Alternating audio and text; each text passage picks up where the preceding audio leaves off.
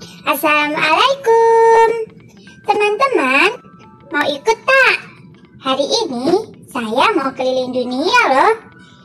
Saya mau ke Asia, Eropa, Amerika, Australia, dan juga Afrika. Eits, tapi kan sekarang masih pandemi ya. Jadi, kita harus di rumah saja. Tapi, kalian jangan khawatir teman-teman. Hari ini, kita akan dibawa Bu keliling dunia, diperkenalkan hewan dan tumbuhan yang ada di seluruh dunia. Mau tahu? Yuk, kita belajar dengan Bu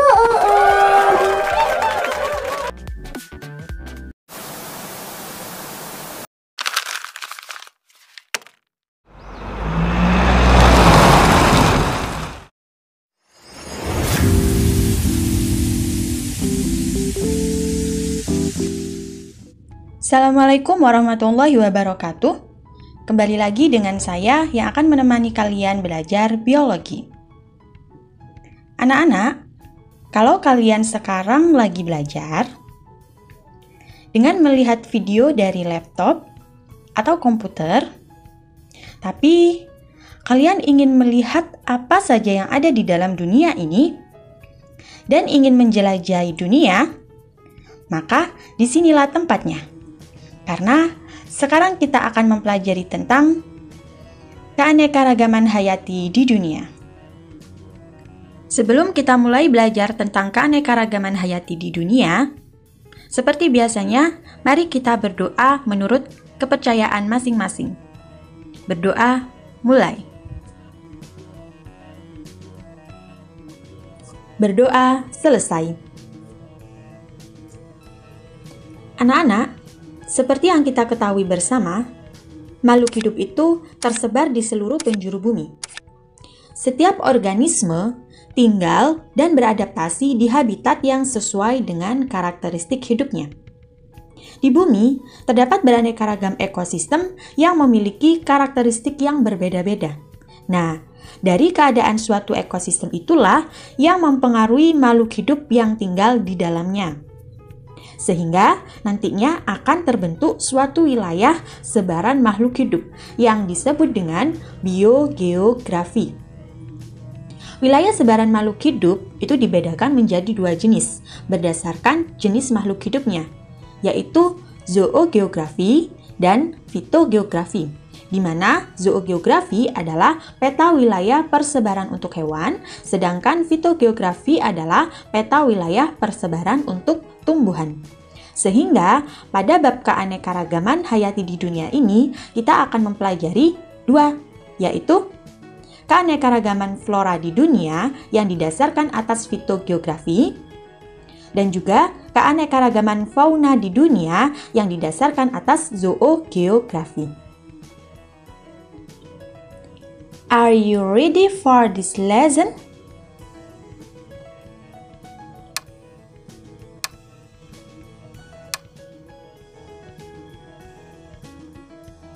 Kita mulai dari yang pertama, keanekaragaman flora di dunia.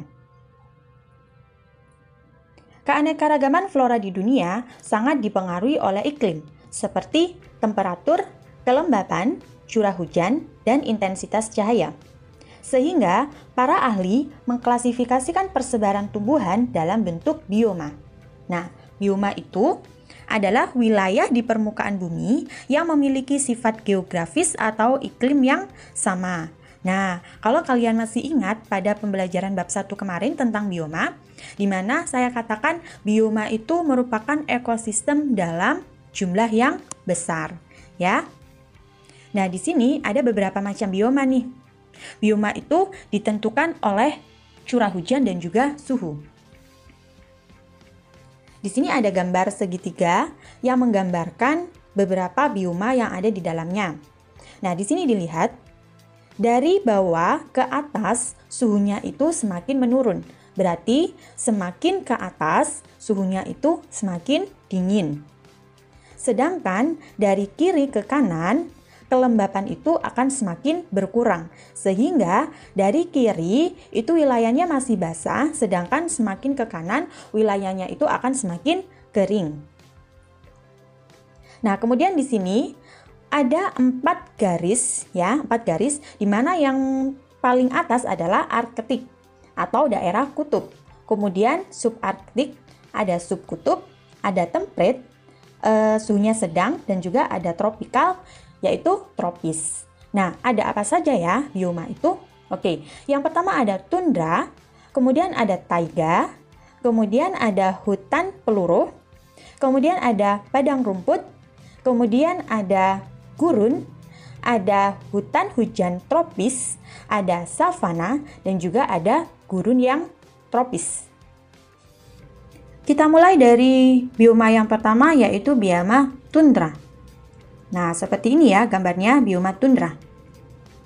Bioma tundra ini terdapat di kutub utara dengan ciri-cirinya yaitu merupakan daratan tanpa pohon, musim dingin yang sangat panjang, yaitu bisa berlangsung selama 9 bulan. Kemudian curah hujannya rendah, memiliki lapisan permafrost atau lapisan tanah yang membeku. Nah, seperti di gambar ini, lapisan yang putih-putih ini merupakan lapisan permafrost atau lapisan tanah yang membeku. Kenapa? Karena suhu di sini sangat rendah, ya. Sehingga tumbuhan yang dapat tumbuh di sini adalah lumut dan juga tumbuhan berbunga, di mana lumutnya itu adalah sphagnum atau lumut daun dan juga lichens atau lumut kerak. Sedangkan tumbuhan kecil yang dapat tumbuh di sini adalah tumbuhan saxifrages, ya, seperti pada gambar ini. Kita menuju ke bioma selanjutnya, yaitu bioma taiga. Di mana bioma taiga ini dapat kita temukan di Skandinavia, Rusia, Siberia, Alaska, dan Amerika Utara. Lalu, apa ya ciri-ciri dari bioma taiga ini? Yang pertama, musim dinginnya sangat panjang. Kemudian, hutan homogen, termasuk hutan homogen, yaitu hutan yang variasi tumbuhannya itu hanya sedikit. Kemudian tumbuhannya selalu berdaun hijau, baik itu di musim dingin atau panas. Dan jenis tumbuhan yang dapat mendiami di sini adalah pinus, cemara, juniper, dan juga cedar. Itu dia bioma taiga. Kemudian kita lanjutkan ke bioma ketiga, yaitu bioma hutan hujan gugur. Mohon maaf, bioma hutan gugur. Nah, seperti ini ya gambarnya. Kalau kalian sering melihat film Korea, pasti kalian tidak asing dengan ini. Ada tumbuhan yang menjadi ciri khas dari hutan gugur itu. Apa ya? Nah, sebelum kita mulai dari ciri-ciri bioma hutan gugur, mari kita lihat di mana kita bisa menemukan bioma ini. Bioma hutan gugur ini dapat kita temukan di Amerika Utara, Eropa Barat, Chili, Asia Timur, seperti Korea dan juga Jepang. Nah, di mana ciri-ciri dari bioma hutan gugur ini? Yang pertama, terdapat di daerah beriklim 4 musim. Jadi di Indonesia tidak ada, karena di Indonesia hanya mempunyai 2 musim. Nah, pada saat musim gugur, tumbuhan besar ini akan menggugurkan daunnya. Kenapa? Karena untuk mengurangi penguapan, ya. Jadi dia harus menggugurkan daunnya. Itu adalah salah satu adaptasi dari tumbuhan itu sendiri agar tetap bisa bertahan hidup.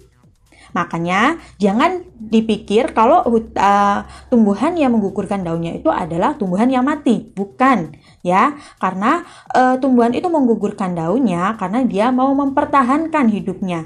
Dengan cara apa? Dengan cara menggugurkan daunnya. Karena seperti yang kita tahu, daun itu kan banyak proses fotosintesis dan juga respirasi. Ya, untuk mengurangi penguapan, untuk mengurangi respirasi, maka tumbuhan itu perlu menggugurkan daunnya, ya. Oke. Selanjutnya, curah hujan antara 75 sampai 100 cm per tahun. Dan tumbuhan yang ada di dalamnya adalah pohon oak dan juga pohon maple. Oke. Itu dia bioma hutan gugur. Selanjutnya adalah bioma stepa atau biasanya juga kita kenal dengan bioma padang rumput, Nah, bioma stepa ini dapat kita temukan di utara Tiongkok, Asia bagian tengah, dan juga Amerika bagian barat. Ciri-ciri dari bioma stepa itu sendiri adalah mempunyai curah hujan antara 25 sampai 50 cm per tahun.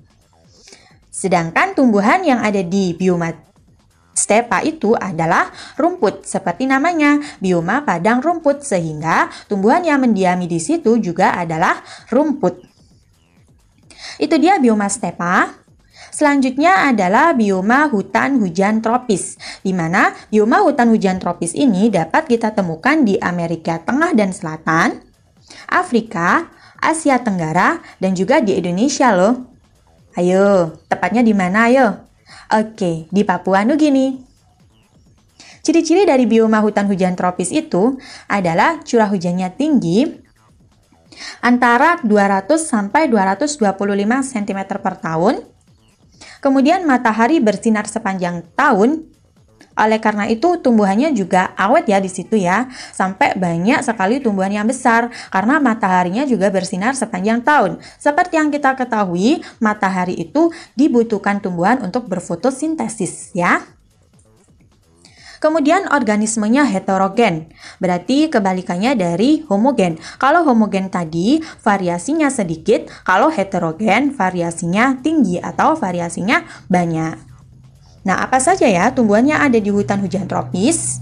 Yaitu ada liana atau tumbuhan yang merambat ya, liana. Kemudian ada rotan dan juga ada epifit seperti tumbuhan paku dan juga tumbuhan anggrek. Itu dia bioma hutan hujan tropis. Selanjutnya adalah bioma sabana atau bioma savana ya. Di mana bioma savana ini dapat kita temukan di wilayah Afrika bagian tengah dan selatan, Brazil bagian tengah, Australia bagian utara, dan juga Nusa Tenggara. Nah, ada di Indonesia juga ya. Ternyata bioma sabana ini.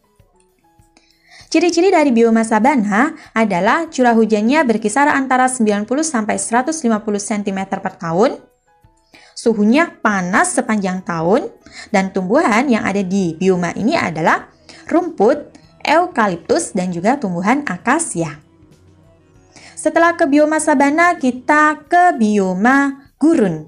Nah, kalian pasti tahu ya, bioma gurun ini ada di mana? Oke, bioma gurun ini dapat kita temukan di Afrika Utara, Australia, dan juga Asia bagian barat, seperti Arab ya.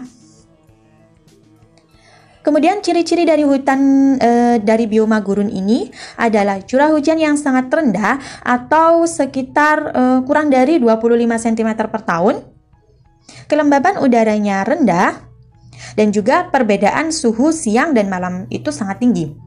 Di mana ketika suhu siang pada siang hari itu suhunya bisa mencapai 43,5 sampai 49 derajat Celcius. Sedangkan pada saat malam hari suhunya itu bisa berkisar sampai minus 19 derajat Celcius. Bayangkan dari minus 19 derajat Celcius sampai ke 49 derajat Celcius. Itu kan perbedaannya sangat tinggi ya. Nah, itu ada di bioma gurun. Salah satu ciri khusus dari bioma gurun. Lalu, apa saja ya tumbuhan yang bisa mendiami bioma gurun ini? Oke, tumbuhannya yang bisa mendiami di bioma gurun ini ada kaktus dan juga tumbuhan semusim. Misalnya apa? Misalnya seperti tumbuhan apa ya? Oke, tumbuhan kurma yang ada di Arab Saudi ya. Itu dia bioma gurun, sekaligus adalah bioma terakhir dari beberapa bioma yang sudah kita pelajari. Nah, selanjutnya kita akan belajar tentang keanekaragaman fauna di dunia. Keanekaragaman fauna di dunia didasarkan atas zoogeografi. Masih ingat zoogeografi itu apa? Ya, zoogeografi adalah peta wilayah persebaran untuk hewan.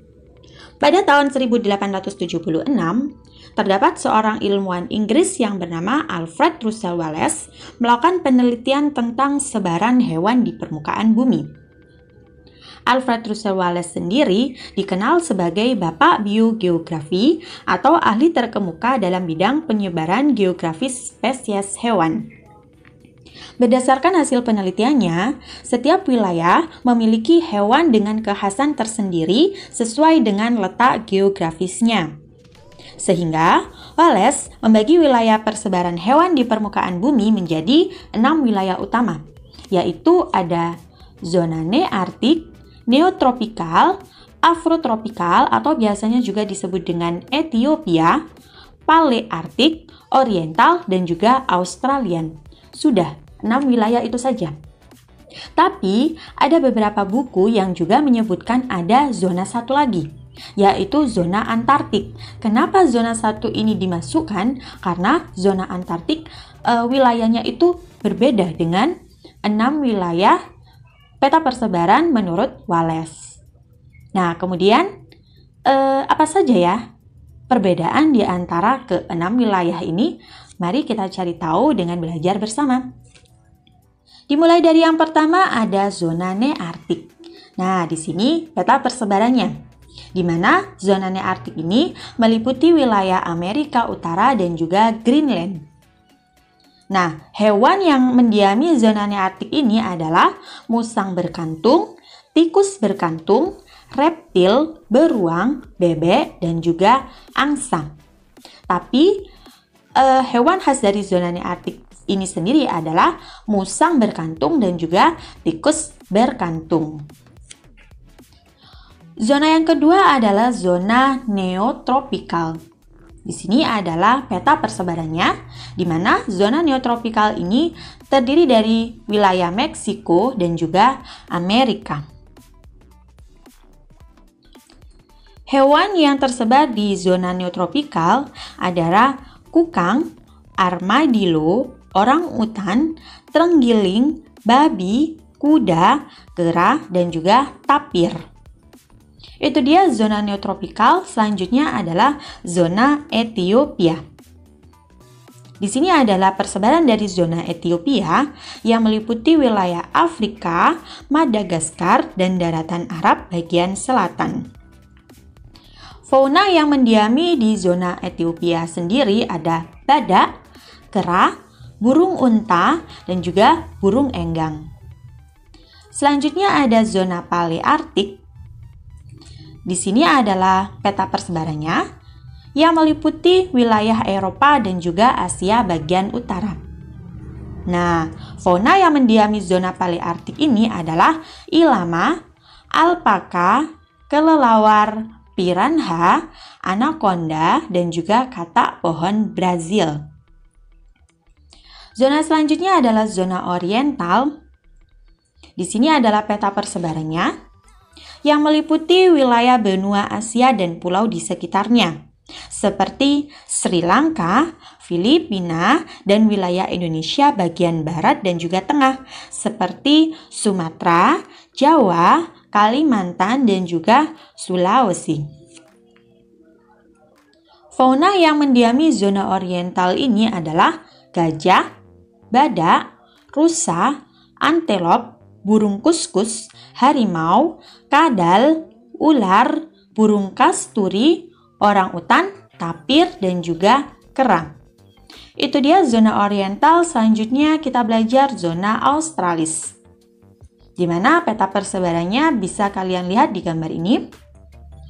Zona australis ini meliputi wilayah Australia, Selandia Baru, Papua, dan juga Maluku, di mana fauna yang ada di zona ini adalah mamalia berkantung, burung kasuari, kelelawar, dan juga reptil. Nah, ini adalah zona khusus yang tidak semua buku menyebutkannya, tapi di sini saya menyebutkan sebagai tambahan saja ya. Yaitu zona Antartik. Di sini adalah peta persebarannya, di mana zona Antartik ini meliputi wilayah di kutub selatan. Hanya di kutub selatan saja ya. Nah, fauna yang mendiami di zona Antartik ini adalah pinguin, albatros, dan juga anjing laut. Nah, itu dia keanekaragaman flora dan fauna yang ada di dunia. Lalu, kita kan tinggal di Indonesia ya. Nah, bagaimana ya keanekaragaman hayati yang ada di Indonesia? Apa saja ya flora dan fauna khusus atau endemi yang merupakan ciri khas dari Indonesia? Sayangnya itu tidak kita pelajari di sini. Nantikan video selanjutnya ya. Nah, itu saja yang bisa saya sampaikan untuk hari ini. Mudah-mudahan apa yang sudah kita pelajari hari ini bermanfaat. Mohon maaf apabila ada salah kata atau salah tulisan. Saya akhiri. Wassalamualaikum warahmatullahi wabarakatuh. Oke, itu tadi penjelasan Bu Om tentang keanekaragaman flora dan fauna di seluruh dunia. Bagaimana teman-teman? Walaupun kalian cuma di rumah saja dan hanya melihat video ini, tapi kalian bisa tahu ya apa saja hewan dan tumbuhan yang ada di seluruh dunia. Terima kasih ya bagi kalian yang sudah menonton video ini. Tetap semangat belajar walaupun dari rumah saja, dan nantikan video kami selanjutnya ya. Bye-bye. Assalamualaikum.